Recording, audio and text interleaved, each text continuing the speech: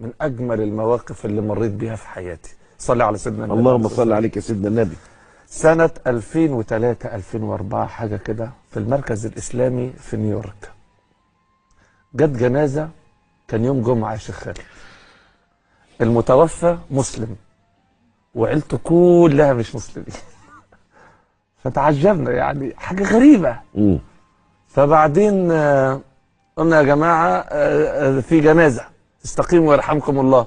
فالجامع كله في ساعة بعد صلاة الجمعة كل الناس واقفة تصلي ايه؟ جنازة.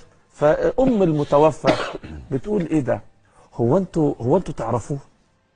قلنا لا، ده إن هذه أمتكم أمة واحدة، وربنا علمنا إنما المؤمنون إخوة. دي أخوة، يعني أخوة إيمان وأخوة إنسانية. وبعدين قالت الناس كلها هتصلي عليه. قلت لها حتى النبي علمنا عليه الصلاة والسلام ادعوا لأخيكم وأخلصوا له الدعاء. قالت طب أنا عايز أقول لكم على حاجة، أنا ابني ده الوحيد اللي كان بر بيا، أنا ما كنتش أعرف أصلا إنه مسلم أصلا. الوحيد في ولادي اللي بيسأل عني وبيتعهدني وبياخدني يفسحني، وما عرفتش ده الا وهو بيموت بيقول لها على فكره شوف انا كنت بحبك قد ايه، انا مسلم ولما اموت وديني المركز الاسلامي اللي في الحته الفلانيه، فانا جبته لكم وفاء له زي ما كان وافي معايا. فاذا كان بقى الدين بتاعكم ده كده، فاني اشهد ان لا اله الا الله انا عايز ابقى مسلم.